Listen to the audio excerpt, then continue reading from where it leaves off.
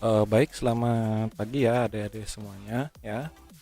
Jadi pada pagi ini ya, atau pada saat ini pembahasan untuk SKD 42 ya, melanjutkan soal RB5 ya.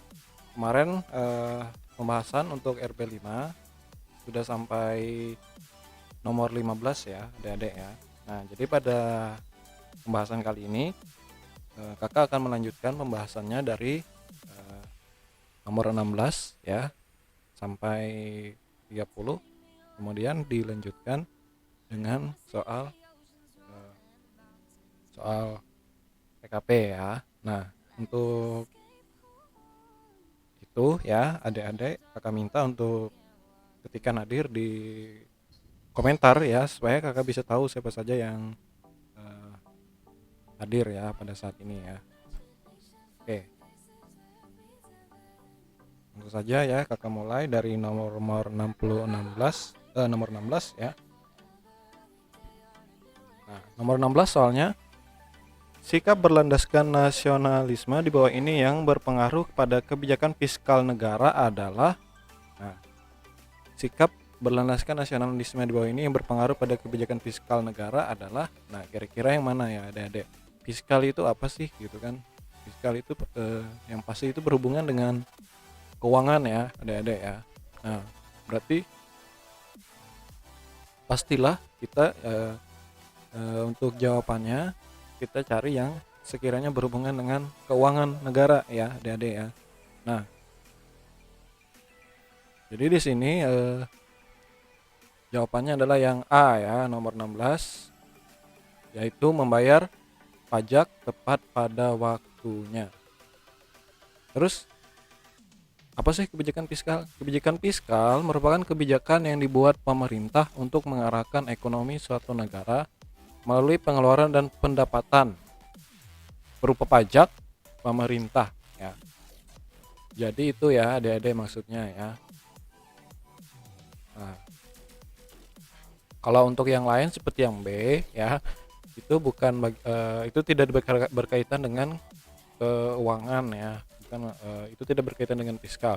Terus yang C juga ya, yang D itu juga bukan. Kalau yang D itu termasuk dalam hal politik ya, kalau yang B tadi dalam hal hukum ya, terus yang C tadi dalam hal perekonomian ya, terus yang E nah itu dalam hal eh, beragama ya.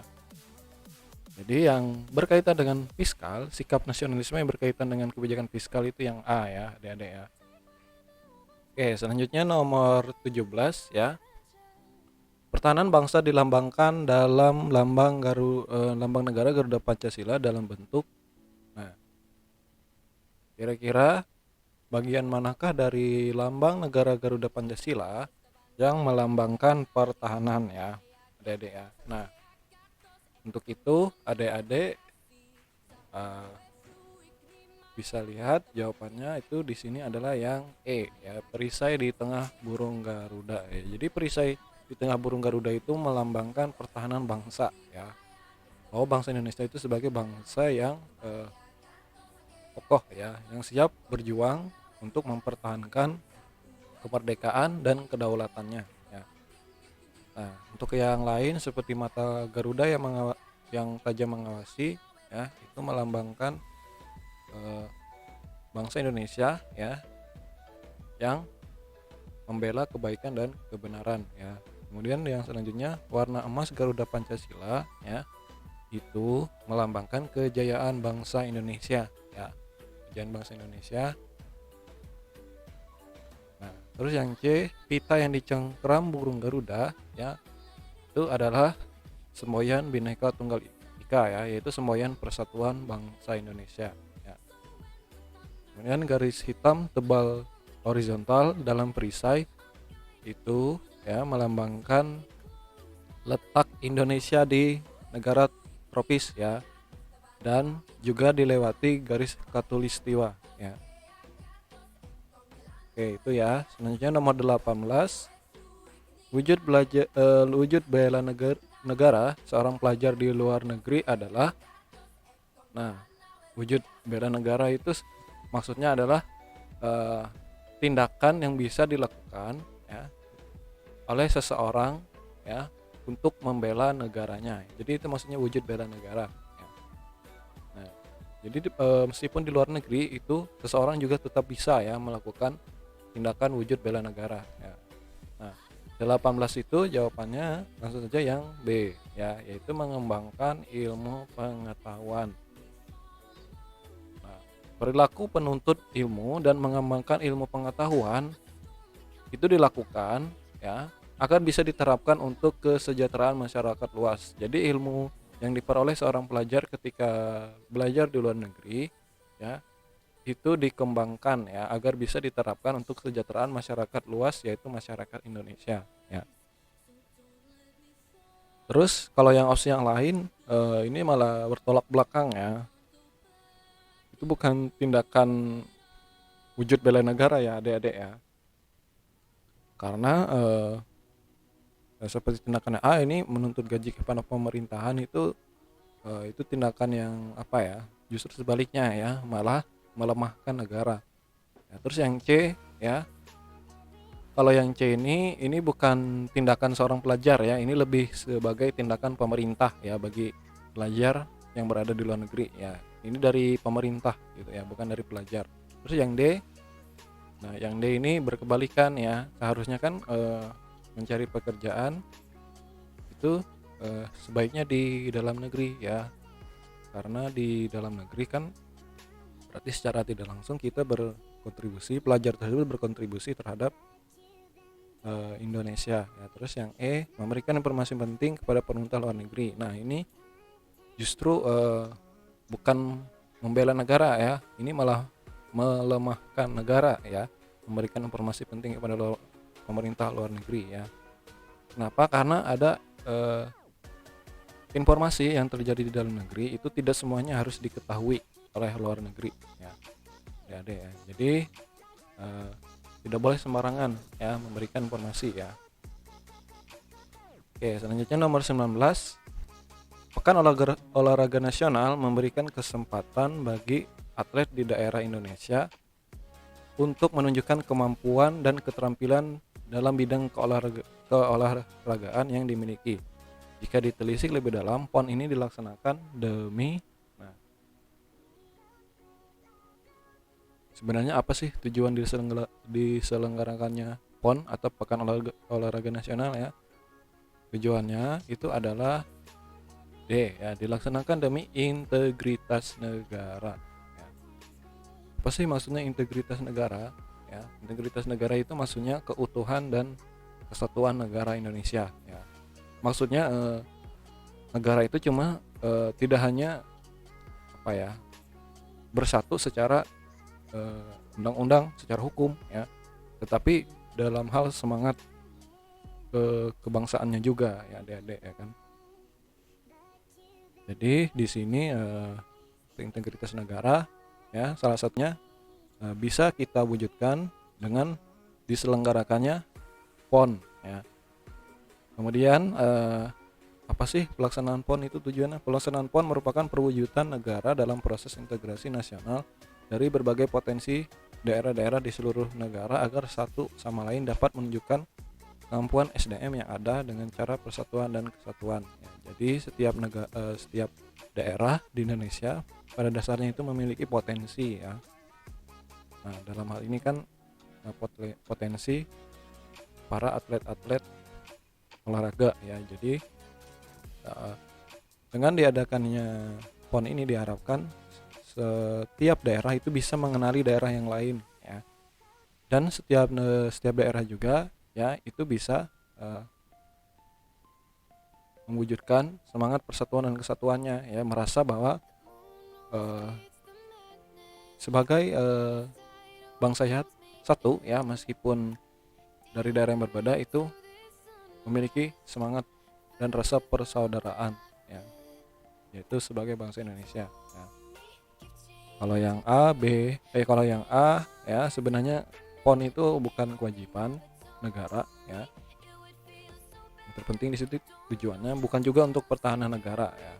Kalau pertahanan negara seperti kita tahu itu bagian dari TNI ya, tugasnya TNI ya, dan masyarakat seluruh Indonesia. Kemudian kekayaan SDM negara juga bukan ya. Kemudian terwujudnya hak warga negara juga bukan ya. Maksudnya tujuannya di sini ya. Kan ditanyakan PON ini dilaksanakan demi ya. Oke, selanjutnya nomor 20. Kalimat Bhinneka Tunggal Ika pada awalnya merupakan isi dari sebuah kitab pada masa kerajaan Majapahit yang mengajarkan tentang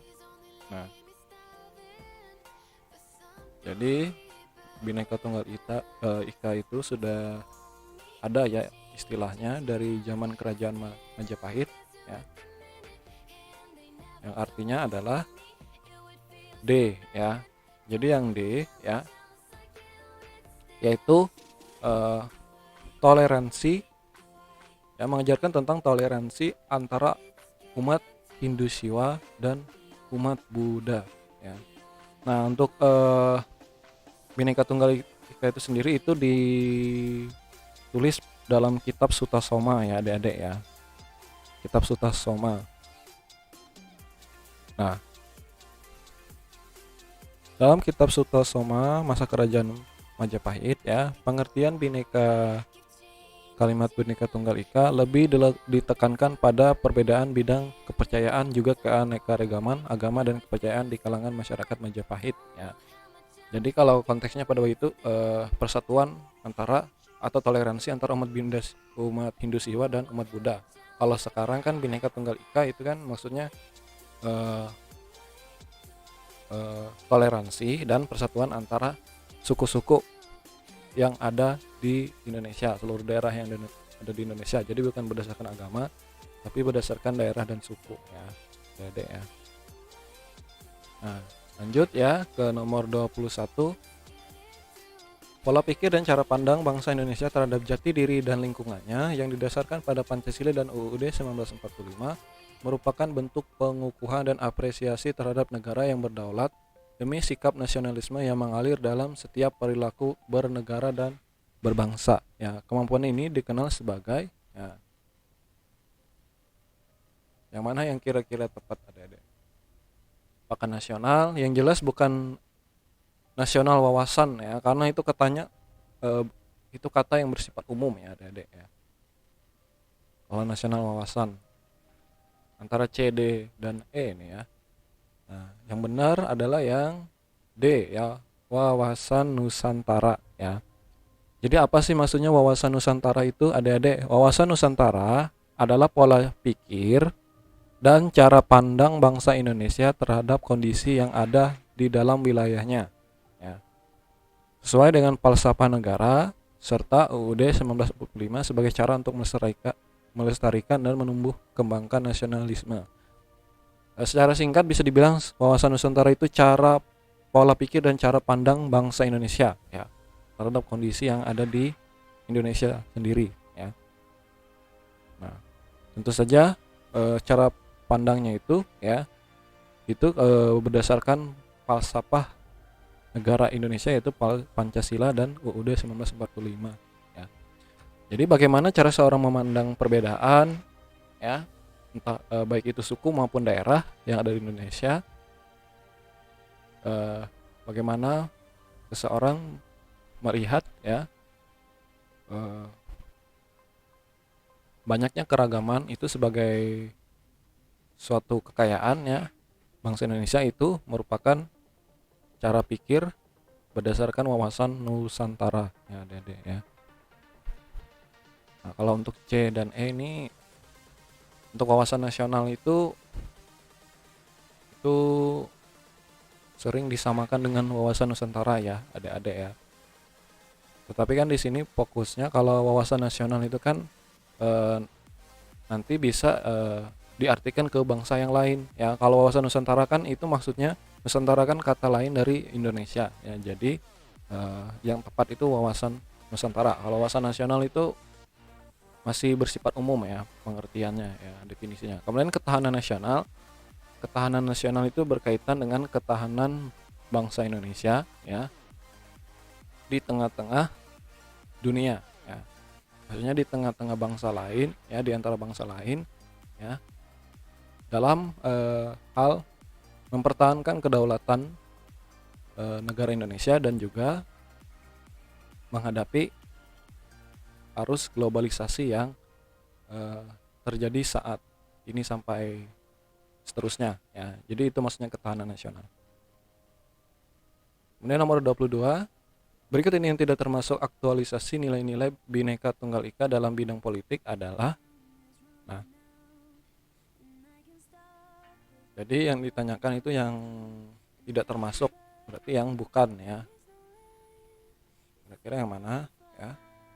Yang bukan aktualisasi Bhinneka Tunggal Ika. Ya, jawabannya adalah yang B ya. Yang B ini bukan aktualisasi nilai-nilai Bhinneka Tunggal Ika ya. Akibat tidak adanya calon legislatif yang sesuai dengan kriteria, maka memilih untuk menjadi golongan putih ya. Tidak boleh ya, karena itu sudah bertentangan dengan semangat Bhinneka Tunggal Ika ya. Jadi karena misalnya pada saat pemilu ya atau pilkada misalnya tidak ada calon legislatif yang sesuai kriteria, terus memilih untuk golput ya, golongan putih ya, memilih untuk netral, abstain ya. Padahal ya meskipun tidak ada calon yang sesuai kriteria diri kita ya, maksudnya sesuai keinginan kita, tetapi kita tetap harus memilih ya, dengan mengutamakan kriteria yang sesuai dengan kepentingan bangsa. Iya ya. Jadi kembali lagi ya, kalau misalnya tidak ada calon yang sesuai, paslon yang sesuai keinginan kita, ya kita pikirkan ya kriteria yang calon yang sesuai dengan kriteria kepentingan bangsa itu yang mana. Nah itu ya, jadi jangan sampai golput ya. Kalau sudah golput itu berarti sudah melanggar nilai-nilai Bhinneka Tunggal Ika. Kalau yang A ya, yang A itu menunjukkan semangat Bhinneka Tunggal Ika. Jadi meskipun berbeda partai politik, setiap anggota DPR tetap harus mendahulukan kepentingan bangsa. Kemudian yang C, pada saat pemilu setiap warga negara memiliki hak suara ya. Jadi tidak ada pengecualian ya. Pada saat pemilu setiap warga negara memiliki hak suara yang tentunya sudah diatur oleh undang-undang ya. Kemudian kuota keterwakilan perempuan dalam lembaga legislatif sebesar 30% ya. Jadi berdasarkan undang-undang ya, perempuan dalam lembaga legislatif itu keterwakilannya atau jumlah anggotanya itu harus sebesar 30% ya. Kemudian dalam pelaksanaan pemilihan umum bebas itu memilih tanpa ada paksaan dari pihak lain ya. Jadi dalam pemilu ya semuanya dilaksanakan secara langsung ya dan bebas ya, dari rasa takut atau paksaan ya. Jadi murni dari keinginan si pemilih. Selanjutnya nomor 23, keterampilan kewarganegaraan diperlukan dalam memahami karakter dan identitas negara Indonesia. Apalagi persamaan rasa senasib yang pernah dialami mampu membangkitkan nasionalisme untuk menjaga keutuhan NKRI. Indikator yang menandai kecakapan kewarganegaraan dalam perwujudan nasionalisme adalah, nah, kata kuncinya adalah indikator yang menandai kecakapan kewarganegaraan dalam perwujudan nasionalisme ya. Tentu saja ya, kita cari jawaban yang menunjukkan nasionalisme. Jawabannya adalah B ya, berpegang teguh pada ideologi Pancasila. Ya, tentu saja ya, karena kita menganut ideologi Pancasila, maka dalam setiap tindakan dan perbuatan kita maupun perkataan dan sikap kita itu harus didasari ideologi Pancasila ya. Jadi nilai-nilai Pancasila itu substansial ya adik-adik. Jadi hampir dalam setiap bidang kehidupan itu bisa kita terapkan ya. Nah kalau yang A sudah bertolak belakang jawabannya ya, dengan jawab indikator yang menunjukkan sebagai warga negara yang cakap ya dalam menunjukkan rasa nasionalisme ya. masa kita mampu membedakan suku dan budaya bangsa ya. Oke, mungkin bisa ya membedakan suku dan budaya kita sendiri dengan suku dan budaya dari daerah lain ya, tetapi eh, yang terpenting itu bagaimana kita menyikapinya ya, tidak hanya membedakannya ya. Kemudian yang C, keterikatan terhadap adat istiadat daerah asal tidak boleh lepas ya. Ya. Sebenarnya yang C ini ya, kalau kita terikat terhadap adat istiadat daerah itu boleh saja ya. Tapi kita juga tidak boleh sampai melupakan Pancasila maksudnya ya. Karena ada juga adat istiadat itu yang bertentangan dengan Pancasila. Kemudian mementingkan golongan dibandingkan kepentingan umum. Sudah pasti ya, kalau yang ini pasti bertolak belakang juga ya. Harusnya apabila kita ingin mewujudkan nasionalisme, kita harus lebih mengutamakan kepentingan umum dibandingkan golongan. Terus yang selanjutnya melakukan voting pada setiap penyelesaian masalah. Jadi pada dasarnya kalau berdasarkan Pancasila ya, seharusnya setiap penyelesaian masalah itu diselenggarakan dengan cara musyawarah mufakat ya adik-adik. Kalau melakukan voting itu cara terakhir ya, kalau misalnya tidak tercapai kata sepakat ya, kata mufakat ya. Jadi tidak setiap masalah itu diselesaikan dengan cara voting ya. Justru sebaliknya ya, setiap masalah itu diusahakan untuk diselesaikan secara musyawarah mufakat. Oke. Selanjutnya nomor 24. Pada hakikatnya rakyat sebagai salah satu unsur terbentuknya suatu negara adalah sebagai ya. Nah, definisi rakyat ya. Jadi suatu negara itu memiliki unsur ya untuk bisa terbentuk ya, yaitu rakyat, wilayah dan pemerintah yang berdaulat ya, kalau tidak salah ya adik-adik ya. Nah, jadi definisi rakyat ya sebagai salah satu unsur terbentuknya suatu negara adalah sebagai sekumpulan orang yang menurut hukum sebagai warga negara ya. Ya, jadi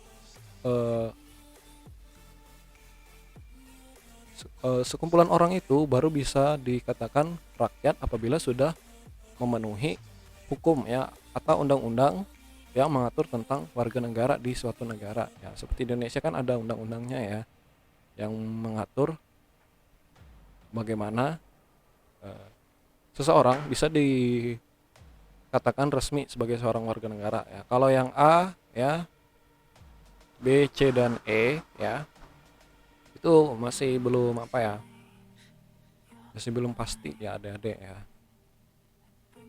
Belum tentu kalau misalnya seseorang itu tinggal di luar negeri ya, atau tinggal di dalam negeri ya, atau penduduk asli yang tinggal selama lebih 18 tahun itu belum tentu bisa disebut sebagai warga negara ya adik-adik. Begitu juga dengan orang-orang yang setia terhadap norma dan kaidah yang berlaku pada suatu negara, itu juga tidak bisa kita sebut langsung sebagai warga negara ya. Ada cukup banyak ya syaratnya ya untuk bisa dikatakan sebagai warga negara resmi. Selanjutnya nomor 25. Pada masa penjajahan, para pejuang membuat alat pemersatu sebagai semangat juang untuk meraih kemerdekaan.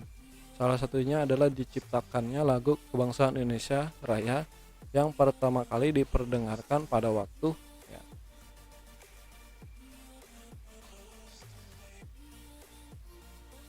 Jadi lagu Indonesia Raya itu pertama kali diperdengarkan pada waktu ya, Kongres Pemuda II tahun 1928. Nah, seperti yang kita tahu lagu kebangsaan Indonesia Raya ya itu pertama kali diperkenalkan oleh penciptanya W.R. Supratman ya pada 28 Oktober 1928 saat Kongres Pemuda II di Batavia ya, atau Jakarta ya. Oke.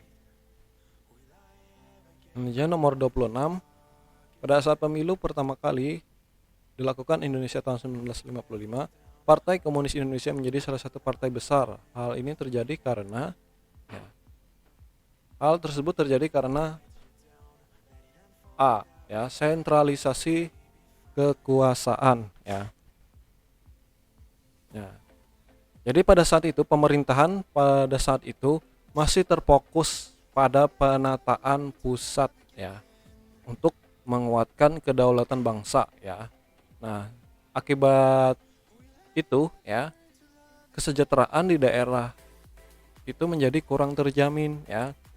Nah, kemudian sementara itu PKI itu berbasis dari rakyat kecil seperti petani ya atau buruh ya.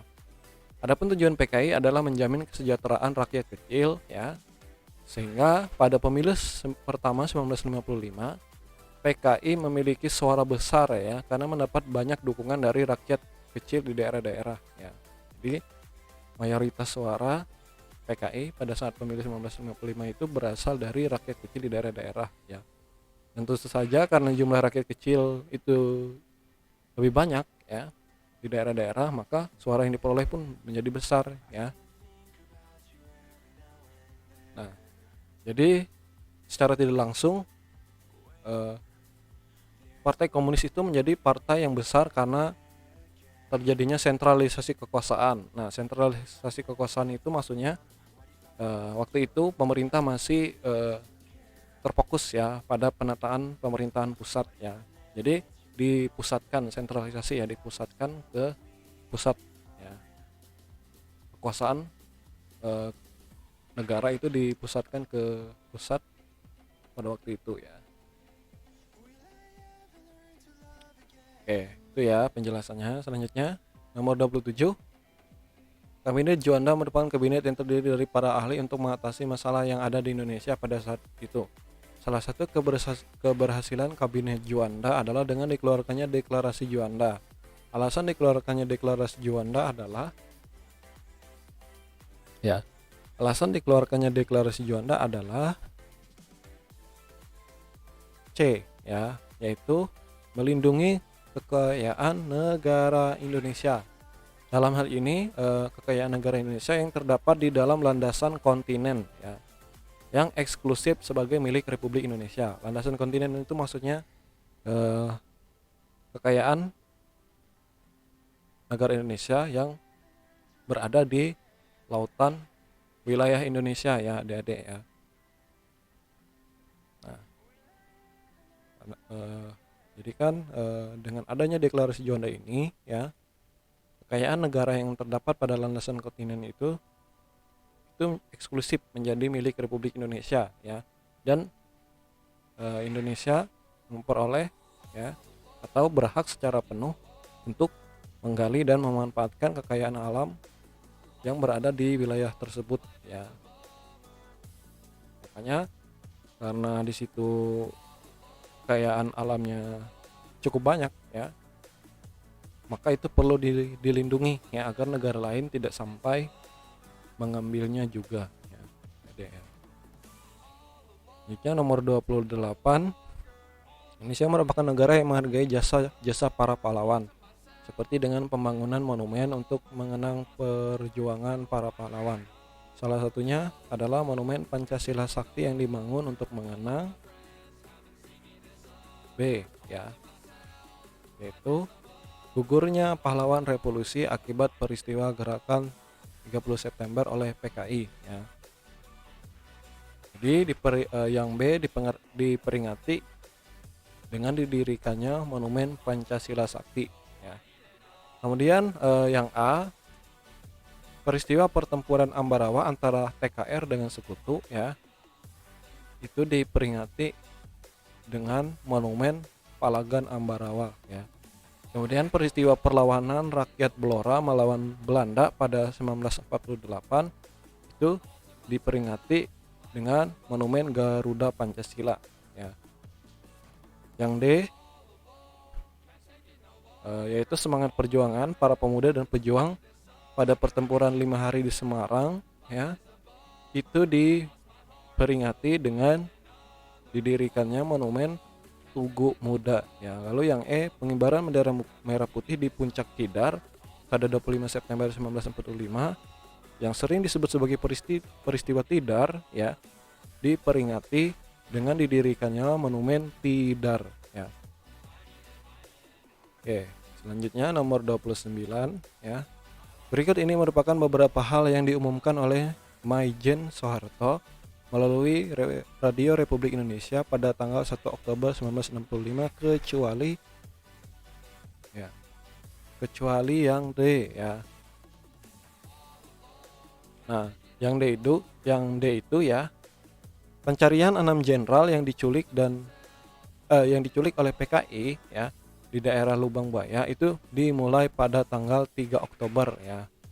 Dan semua jenazah diangkat dari sumur tua pada 4 Oktober 1965. Jadi pada tanggal 1 Oktober 1965 itu masih belum ditemukan ya jenazah 6 jenderal itu. Yang D ini ditemukan baru 2 hari setelah tanggal 1 Oktober ya. Jadi pada tanggal 3 Oktober ya. Dan itu juga bukan bagian dari pengumuman Maijen Soeharto. Sementara untuk opsi A ya, B, C dan E ya, itu adalah bagian dari pengumuman Maijen Soeharto ya pada Radio Republik Indonesia. Selanjutnya nomor 30. Di Indonesia dibagi menjadi 3 zona ya waktu, yaitu waktu Indonesia Barat, waktu Indonesia Tengah, dan waktu Indonesia Timur. Berikut ini wilayah di Indonesia yang termasuk dalam zona waktu Indonesia Barat adalah, nah, Dede harus bisa mengingat ini ya. Nah, yang termasuk dalam zona waktu Indonesia Barat adalah Kalimantan Tengah ya. Jadi zona waktu Indonesia Barat itu adalah UTC plus 7 ya. 7 jam ya maksudnya ya. Nah, wilayah waktu Indonesia Barat itu adalah Pulau Sumatera, Pulau Jawa, Provinsi Kalimantan Barat, Kalimantan Tengah ya. Kemudian kalau WITA ya, waktu Indonesia Tengah ya, itu UTC plus 8 ya. Jadi 8 jam ya. Lebih cepat dari waktu internasional ya. Untuk WITA ya, terdiri dari Pulau Sulawesi, Bali, NTT ya, Nusa Tenggara Timur, NTB, Nusa Tenggara Barat, Kalsel Kalimantan Selatan, Kaltim Kalimantan Timur, dan Kalut atau Kalimantan Utara ya. Kemudian WIT ya, waktu Indonesia Timur ya, yaitu UTC plus 9 ya. Jadi lebih cepat 9 jam ya dari waktu internasional. Nah, untuk wilayah WIT itu adalah Maluku, Maluku Utara, Papua, dan Papua Barat ya. UTC itu adalah waktu universal terkoordinasi ya, atau biasa juga dikenal dalam bahasa Inggris Coordinated Universal Time ya. Tapi disingkat UTC ya. Dede ya.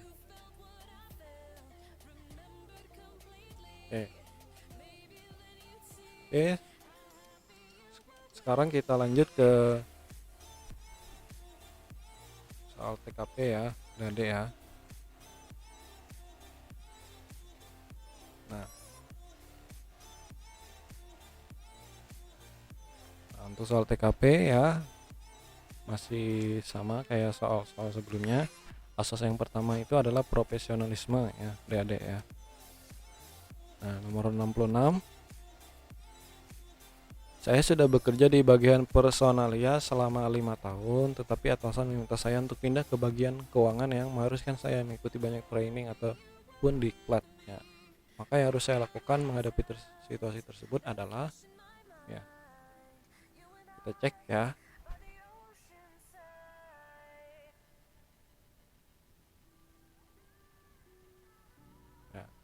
Yang harus saya lakukan itu adalah yang B ya, menerima tawaran tersebut dan tetap mengikuti diklat untuk bekerja di bagian keuangan ya.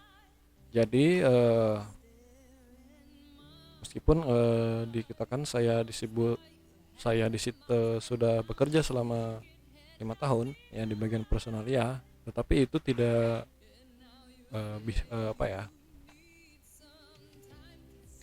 tidak bisa jadi alasan ya bagi kita untuk menolak training ya di situ ya. Karena bagaimanapun juga ya, sebagai seorang pekerja yang menghormati ya profesionalisme, tentu saja untuk bisa mengembangkan tugas ya pekerjaan kita, kita menerimanya tawaran tersebut ya dan mengikutinya ya.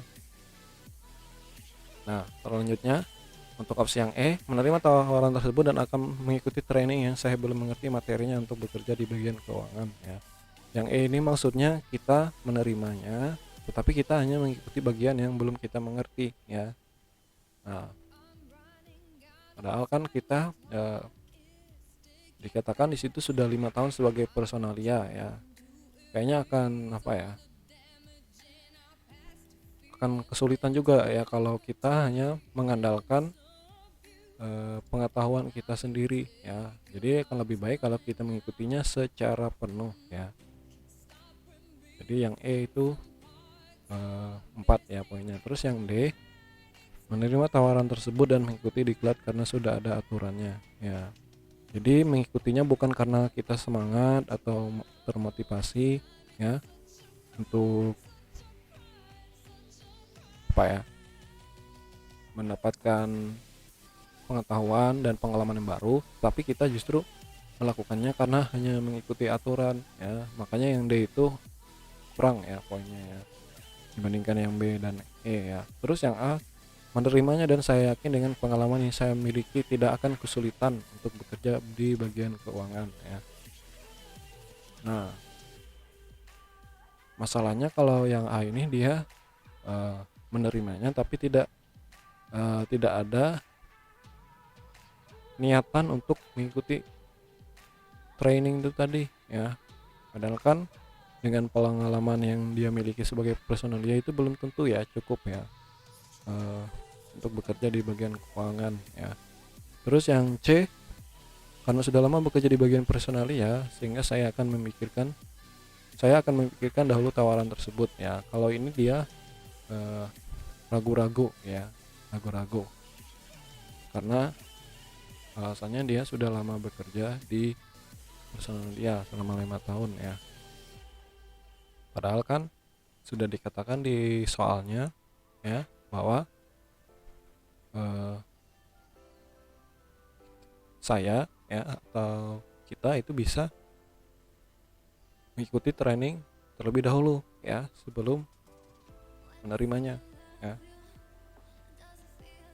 Ya kan, jadi kan sebenarnya bisa kita atasi ya kalau untuk masalah yang kita kurang berpengalaman ya seperti itu ya.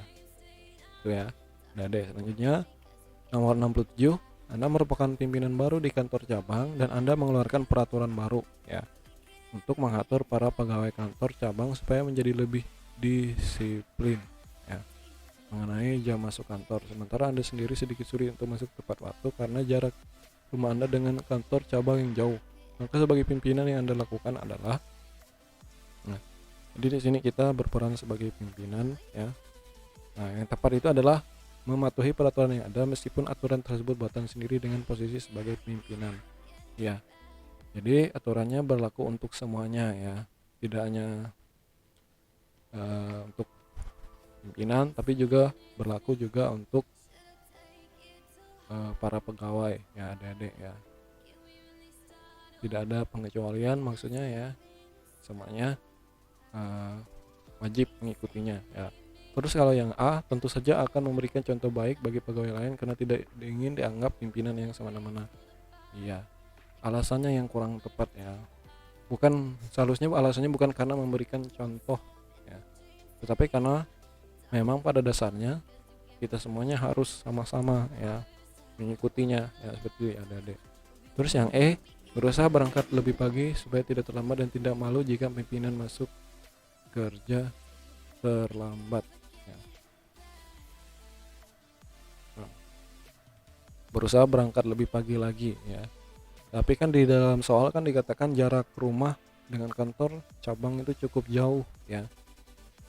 Jadi kalau jauh kan belum tentu juga kita itu bisa sampai itu tepat waktu ya di sini ya. Nah, dan juga dikatakan di E ini, tidak malu jika pimpinan masuk kerja terlambat. Nah, tidak malu jika pimpinan masuk kerja terlambat ya. Hmm, tidak juga ya. Justru karena terlambat itu semua semuanya yang ada di kantor, entah itu eh, entah itu pimpinan, entah itu pegawai, harusnya merasa malu ya, karena sudah tidak sesuai aturan. Terus yang B, berusaha mematuhi aturan yang dibuat sendiri dan jika terpaksa akan izin ada rapat di luar kantor sehingga pegawai tidak akan curiga. Nah, yang B ini buruk ya, karena eh, ada kata berusaha mematuhi aturan yang dibuat sendiri ya. Jadi kayak gimana ya, kayak berusaha seadanya aja ya gitu ya, semampunya aja. Kalau bisa ya syukur, kalau enggak ya udah gitu kan. Artinya kan kalau dalam istilah sehari itu disom-som kuku ya adik-adik ya. Nggak mau ngasih yang terbaik lah, melakukan yang terbaik ya.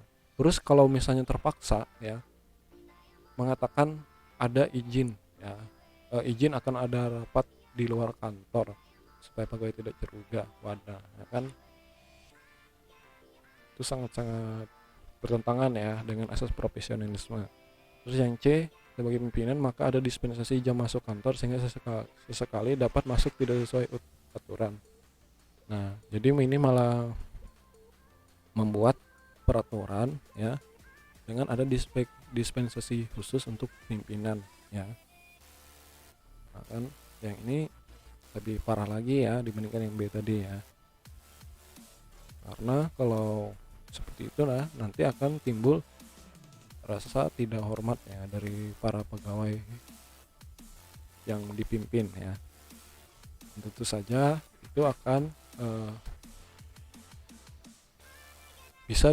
bisa dicontoh ya, secara tidak langsung bisa memberikan contoh yang tidak baik ya, yang akhirnya nanti bisa ditiru ya. Nah, itu bahayanya ya yang C ya. Terus yang selanjutnya soal nomor 68, Anda dan rekan kerja diberi tugas oleh atasan untuk mengerjakan suatu tugas secara tim. Namun ternyata rekan kerja Anda tidak dapat masuk kerja karena sakit selama beberapa hari, padahal sudah dikejar deadline. Maka sikap yang Anda lakukan adalah yang harus Anda lakukan adalah yang B ya. Mengerjakan tugas tersebut sendirian sampai rekan kerja kembali sehingga dapat membantu menyelesaikan. Jadi tidak ada apa ya, tidak ada keraguan ya, karena kita sudah tahu ya rekan kita itu sudah beberapa hari tidak masuk kerja diakibatkan sakitnya ya, dan deadline sudah di depan mata, maka kita berinisiatif ya mengerjakan tugas tersebut sendirian ya sampai rekan kerja kembali sehingga dapat membantu menyelesaikan ya, ya kan. Jadi yang B ya yang paling tepat. Lalu yang A 4 poinnya ya, mengerjakan tugas yang menjadi bagian Anda terlebih dahulu, jika waktu masih ada baru mengerjakan tugas bagian rekan kerja tersebut. Nah, yang A ya, nah masalahnya di soalnya dikatakan itu tidak ada, di soal tidak diceritakan juga ya pekerjaan kita itu sedang deadline juga apa enggak ya kan. Kalau misalnya pekerjaan kita sedang deadline ya, terus pekerjaan teman kita juga deadline ya, anggap aja waktu deadline-nya sama ya gitu kan. Nah, tentu saja kita harus mengutamakan tugas kita terlebih dahulu ya adik-adik ya.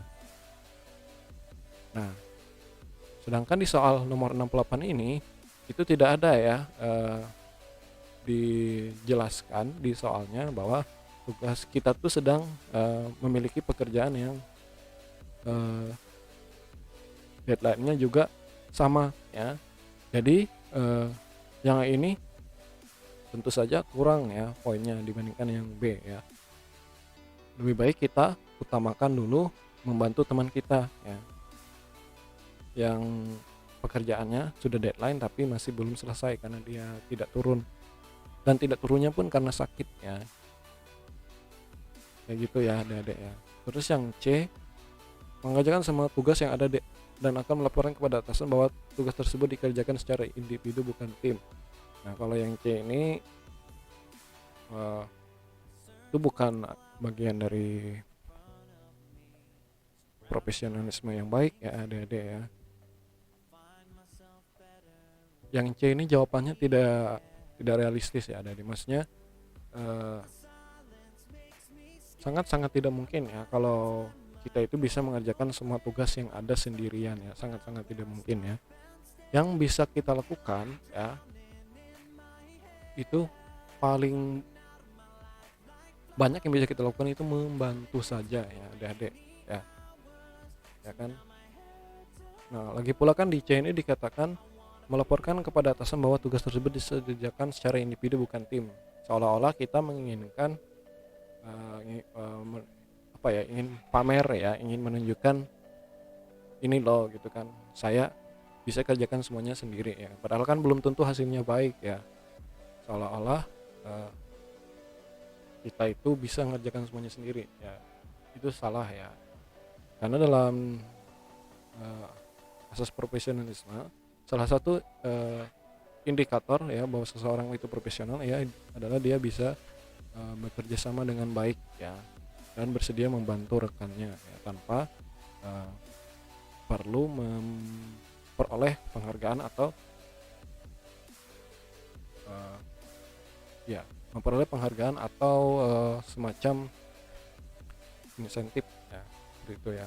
Terus yang E ya, melaporkan kepada atasan bahwa rekan kerja tidak dapat mengerjakan tugas dan meminta Anda mengganti untuk mengerjakan tugas yang ada ya.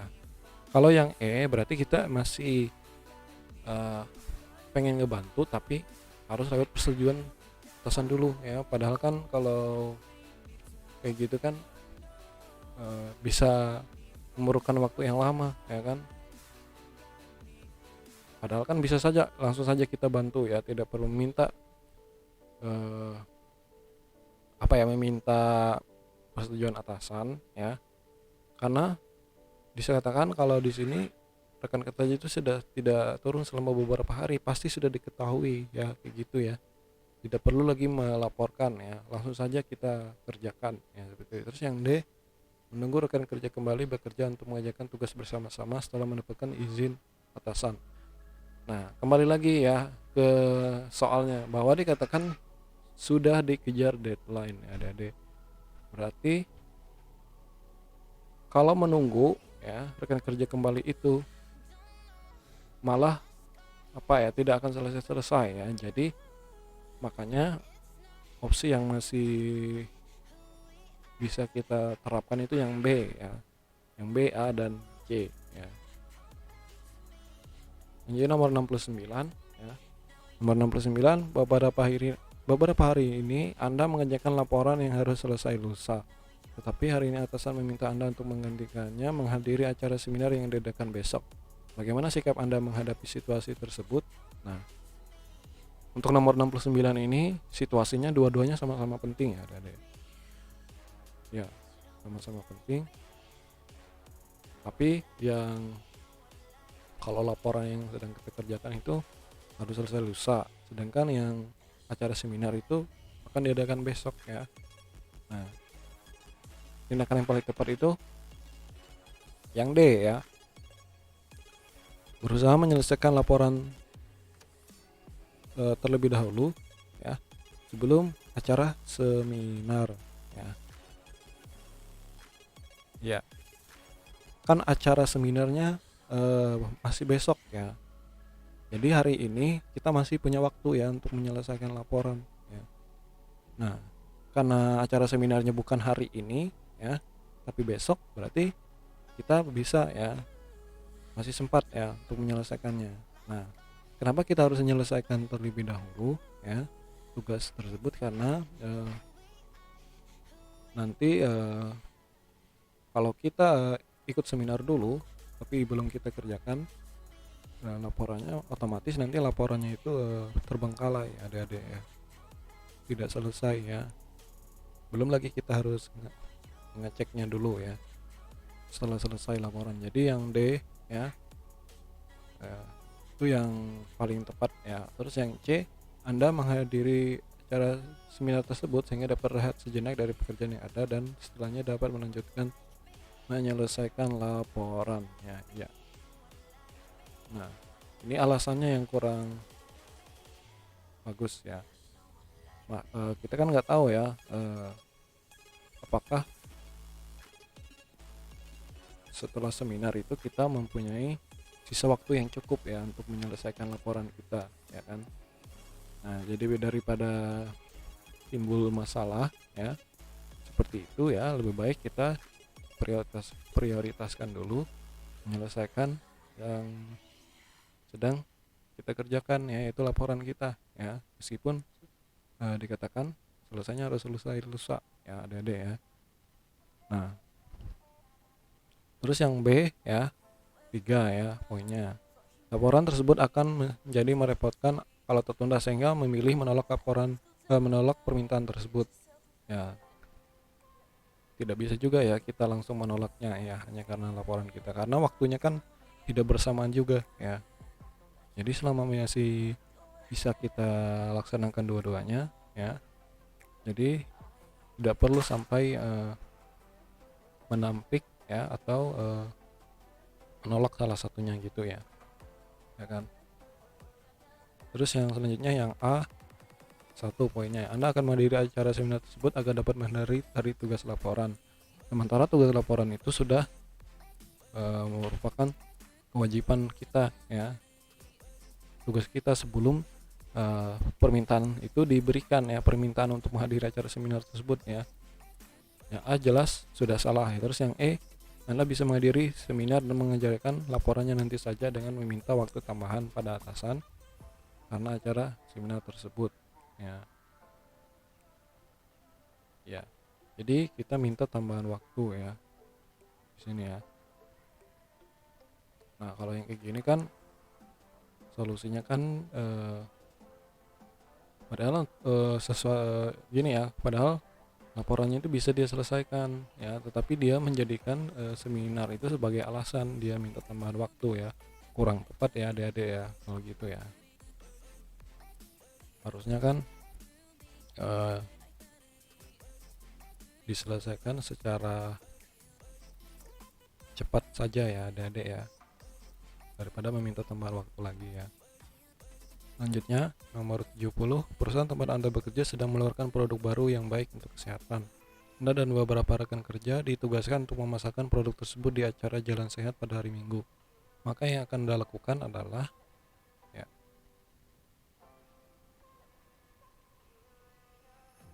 yang mana yang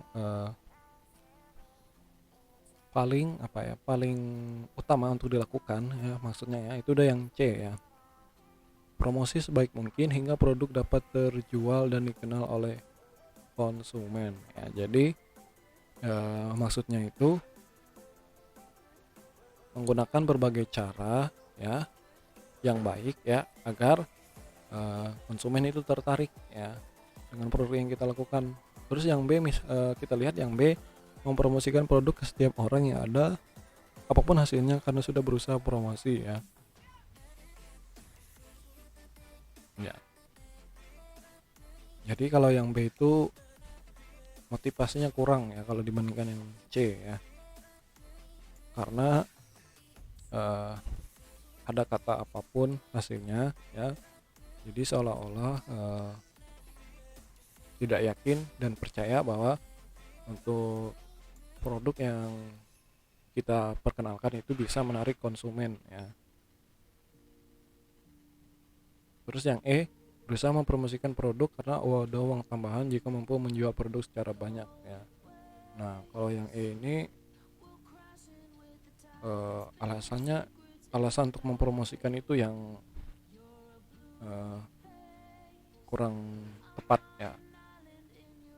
Nah, maksudnya kalau misalnya tidak ada uang tambahan ini, terus kita nggak mau berusaha mempromosikannya ya kan. Nah, itu tidak boleh ya. Ada atau tidaknya uang tambahan ini, tetap kita harus berusaha mempromosikannya sebaik mungkin ya. Jadi di sini uang tambahan bukanlah motivasi yang tepat ya untuk mempromosikan. Terus yang A, berusaha mempromosikan produk dengan baik meskipun terpaksa tetap bekerja di hari Minggu. Ya, ya. Jadi ada kayak keterpaksaan gitu ya, adik-adik ya. Yang A itu ya, keberatan ya. Nah, kalau mempromosikannya dengan perasaan keberatan itu akan mengurangi eh, kualitas promosi itu sendiri ya adik-adik.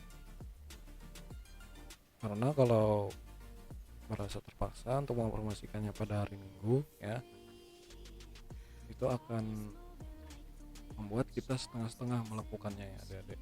Terus yang D, cepat puas dengan hasil yang diterima karena rekan kerja yang lain juga tidak dapat banyak ya.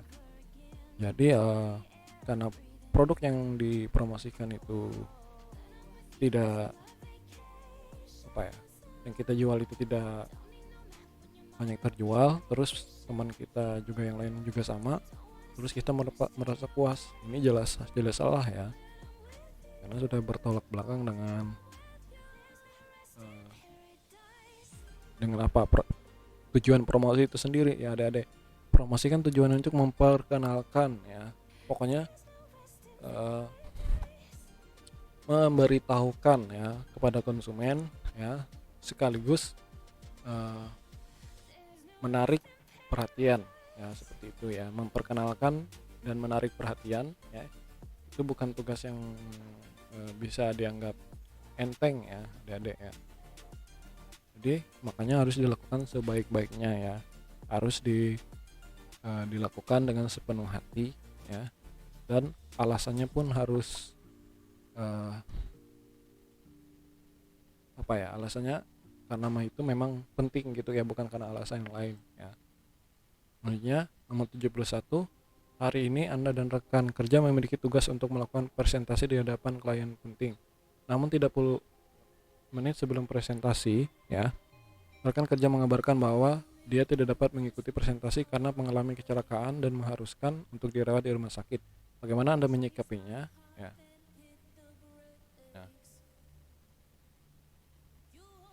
Ya, dikatakan 3 menit sebelum presentasi rekan kerja mengabarkan bahwa dia tidak dapat mengikuti presentasi karena mengalami kecelakaan dan mengharuskan untuk dirawat di rumah sakit. Nah, bagaimana Anda menyikapinya? Ya. Cara menyikapinya yang tepat itu yang E ya, tetap melakukan presentasi sebaik-baiknya sesuai rencana dan fokus selama presentasi berlangsung. Ya masih jadi masih sempat ya, kalau 30 menit ya sebelum presentasi masih sempat. Masih bisa kita atur ya supaya presentasinya itu tetap berjalan sesuai rencana ya. Dan tentu saja kita harus fokus ya. Nah, jadi kan tidak bisa juga kita memaksa teman kita karena dia sedang kecelakaan dan harus dirawat di rumah sakit. Terus yang C, berusaha menjalankan presentasi sebaik-baiknya meskipun memikirkan keadaan kerja yang kecelakaan. Nah, untuk ini ya, presentasi yang sebaik-baiknya ini tidak akan berjalan dengan maksimal ya apabila kita masih tidak fokus ya. Nah, untuk sementara kita harus fokus dulu ya. Jadi apalagi kita kan harus menggantikan rekan kita yang kecelakaan itu tadi ya. Jadi tidak bisa kita terlalu memikirkan hal-hal lain dulu ya pada saat presentasi ya, dan juga memikirkan teman kita itu tadi ya. Terus yang A, tetap menjalankan presentasi meskipun sedikit gugup karena harus menghadapi klien sendirian ya.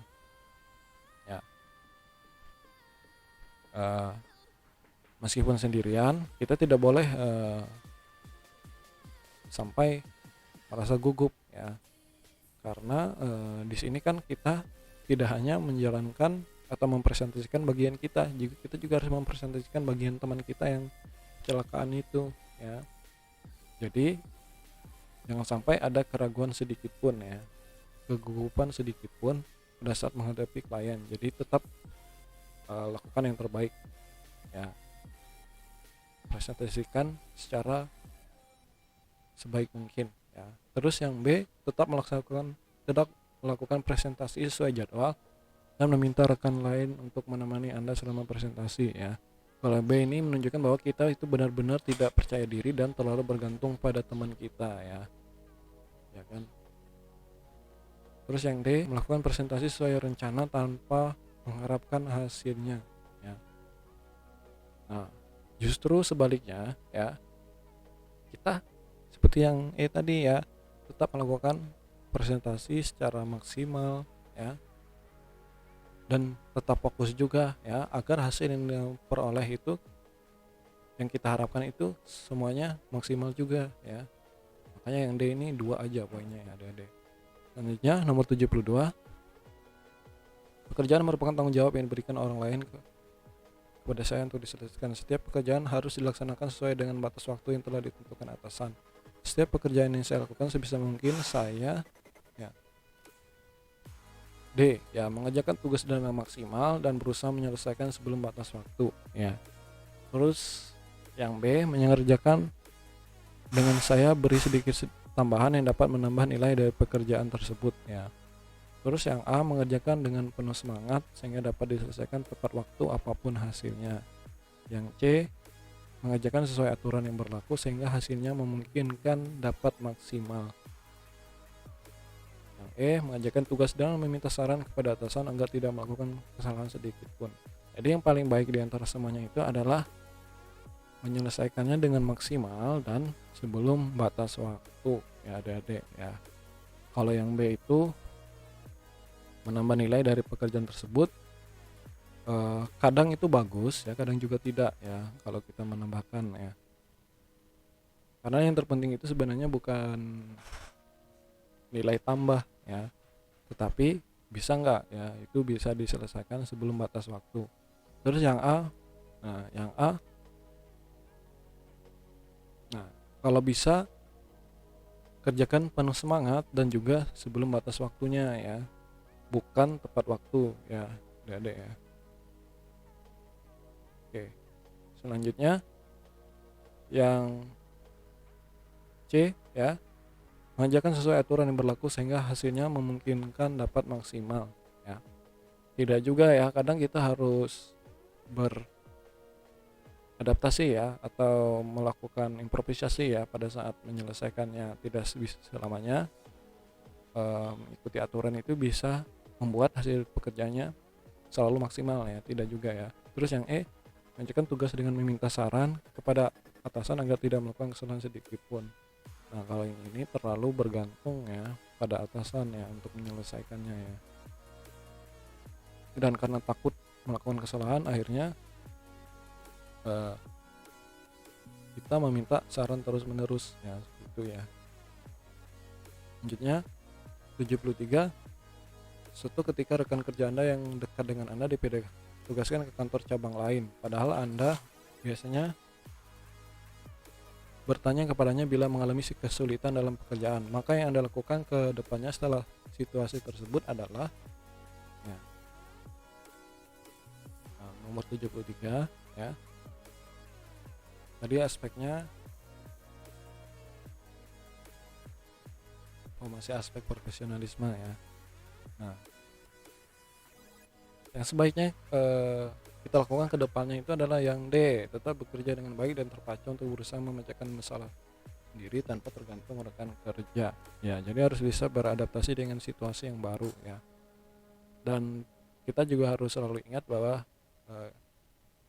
tidak selamanya ya, atau tidak setiap saat ya kita bisa bertanya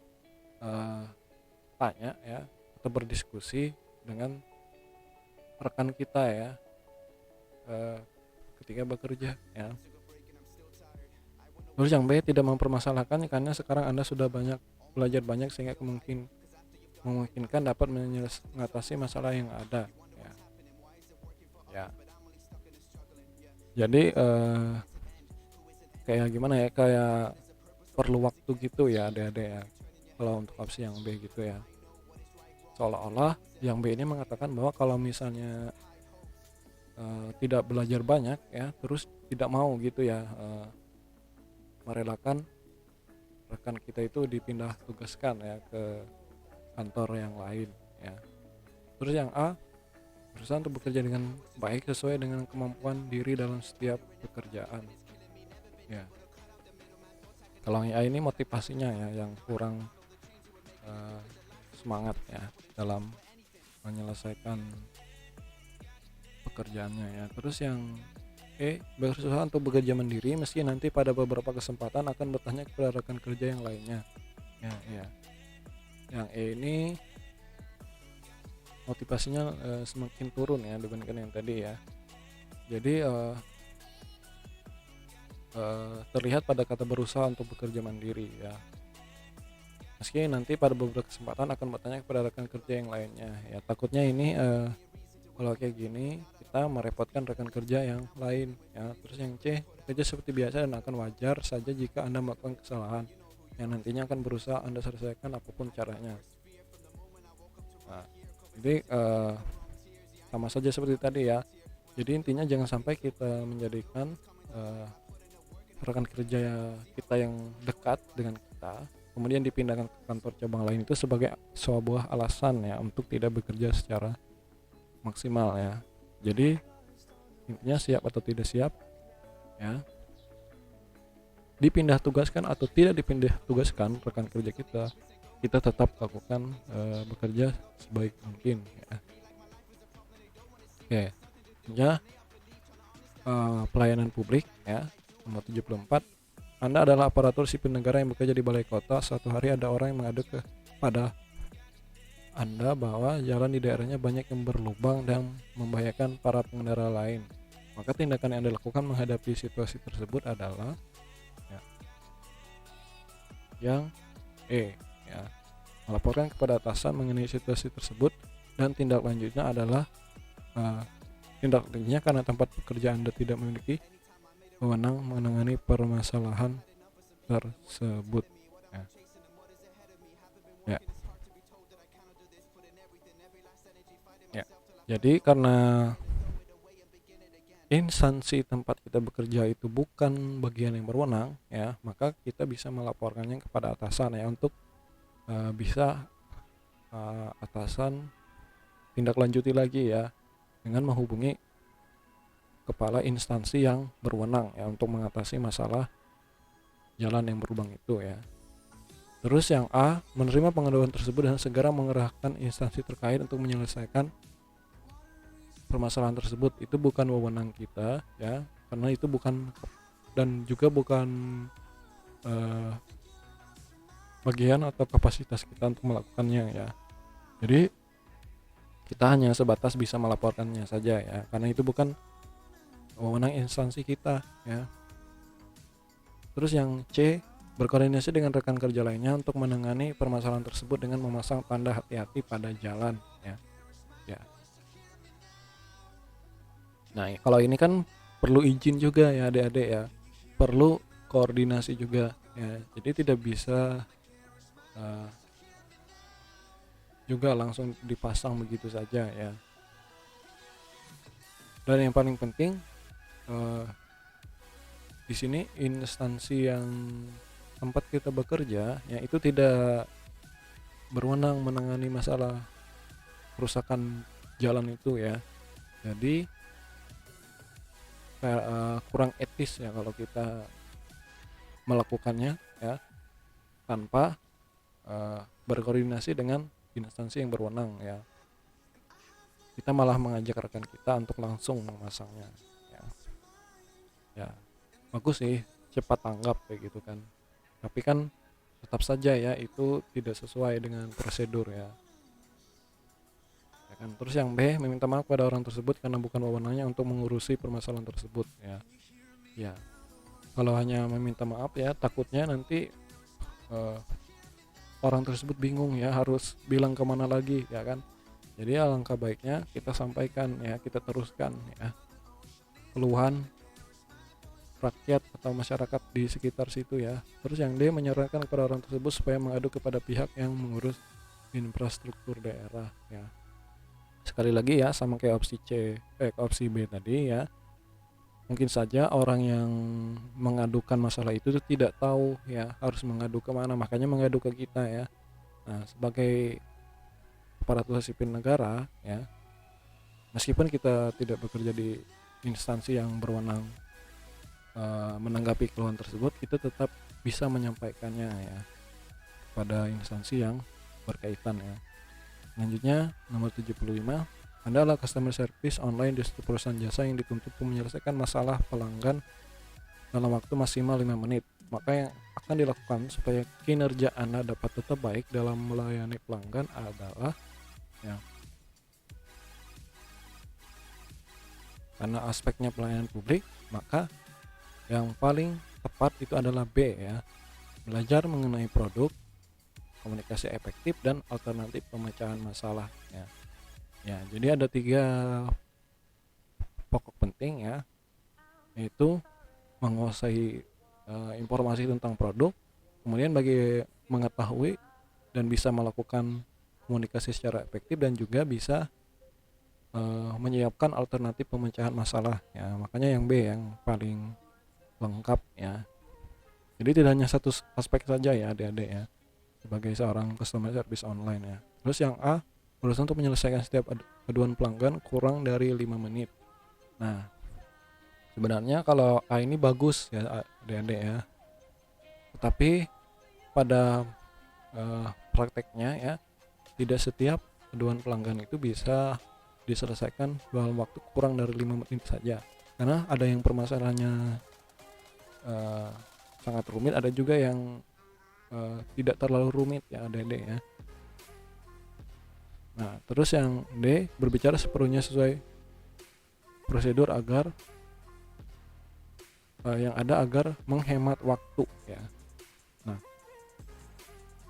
kalau yang ini tetap dikhawatirkan nanti pelayanan terhadap pelanggan itu menjadi tidak maksimal ya kalau melakukan bicara seperlunya saja ya. Terus selanjutnya yang E, berusaha memberikan beberapa alternatif pemecahan masalah pada pelanggan ya. Nah, terkadang pelanggan itu bisa bingung juga kalau kita sudah kasih alternatif tapi masih nanya yang mana yang baik ya. Nah, sebagai seorang customer service online, kita harus bisa menyarankan alternatif mana yang kira-kira yang paling tepat untuk dilakukan ya. Terus yang C, menyarankan pada customer service online lain yang dapat membantu pelanggan memecahkan masalahnya. Nah, ini juga sangat-sangat tidak tepat malahan ya kalau yang C ini ya, karena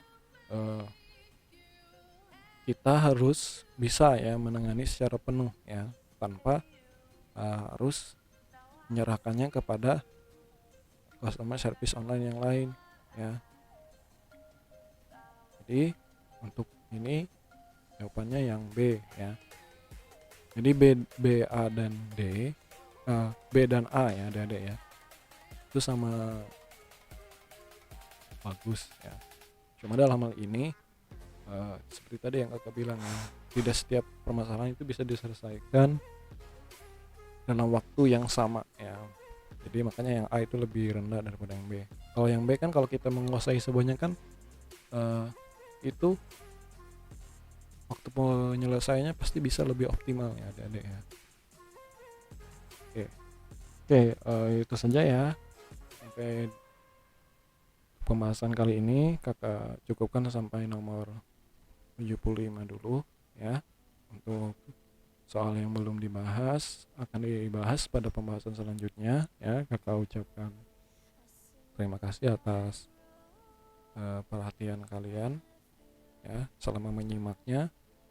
Jangan lupa pelajari lagi di rumah ya adik-adik, untuk soal yang sudah kalian pelajari ya, kalian baca ulang ya, terus latihan ya, dan jangan lupa untuk jaga kesehatan juga ya. Dan apabila kalian ingin bertanya ya tentang pembahasan yang ada ya, yang sudah kakak bahas, kalian bisa tanyakan secara langsung pada kakak ya, atau bisa juga kalian tanyakan di grup ya, supaya yang lain bisa tahu juga ya adik-adik ya. Oke, itu saja ya. Sekali lagi kakak ucapkan terima kasih ya. Selamat siang dan sampai bertemu di pembahasan selanjutnya adik-adik.